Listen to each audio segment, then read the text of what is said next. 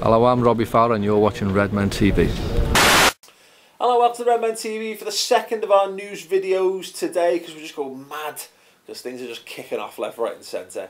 There probably would have been more kick-offs about Javier Manquillo having his contract cancelled, except all the Sterling stuff broke and everyone's just talking about that instead. But I want to give Javier Manquillo his dues and talk about him in his own video, because I actually think he deserves it. I'm sad that they're talking about, I've seen one report saying he's been recalled from loan, another saying he's had his loan cancelled. I'm going with the cancelled approach because I think that kind of fits and I think that kind of makes sense.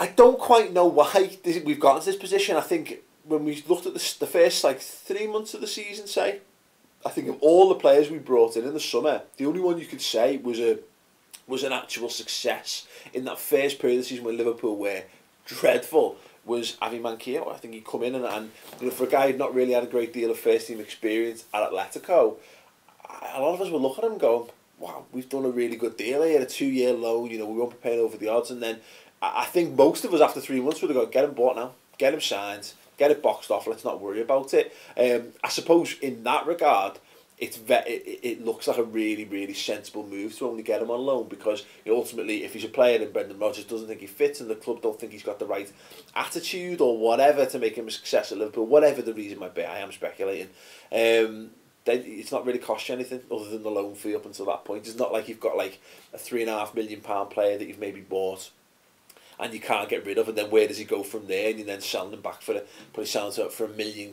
somewhere, whatever. We don't have to worry about that. Cancel it. Sorry, thanks very much, Javi. It's not worked out for you.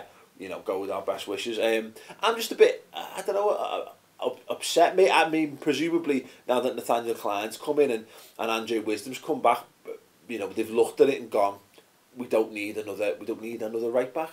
Maybe we must look at it and think Andre Wisdom's good enough to at least be second choice right back to the club, and I'm happy with that. I'd rather see Andre Wisdom getting game time at Liverpool than Javier Manquillo. I want Andre Wisdom to be a success. He is a Liverpool player. We own him outright, and I want to see potential fulfilled. I've seen him come up through the ranks at Liverpool. He's looked great at every step, and didn't quite work out in the second half of the season for West Brom for him. But if he gets that opportunity, particularly in the Europa League, and the cups, and obviously some of the games in the Premier League, then that's great. And if that's the reason of it, fine.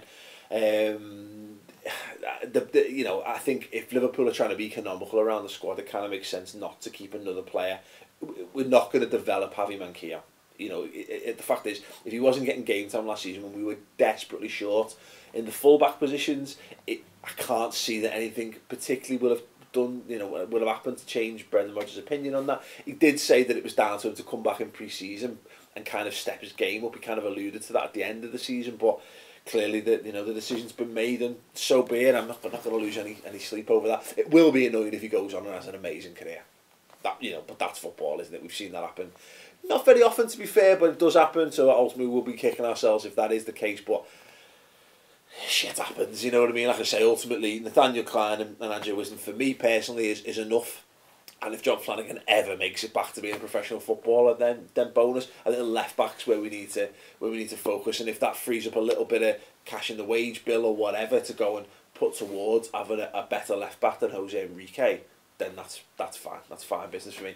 Let us know your thoughts on that though. Are you upset? Do you think we should have kept him around? Do you think we should have stuck with him? Do you think he's better than Andre Wisdom? Do you think if it was up to you, if you were the manager, you'd have given far more game time? Last season you gave him far more game time going into the new season as well. All those thoughts in the comments below. Give the video a big thumbs up as well. And if you want to watch more Redmen TV goodness, we had the couches jam-packed this weekend on the subscriber shows. I don't know why I said weekend, because it was midweek.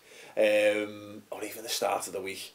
Anyway, we had James Pearce from the Liverpool Echo in. We were discussing Christian Benteke, Raheem Sterling. We were answering your questions on the RTV Question Time show. 2 60-minute shows available for you. If you want to watch them, I'll annotate them to them at the end of the video. Click through, go and check it out. It's boss. You'll enjoy it. And if you don't, you can get on with your lives. Anyway, thanks for watching.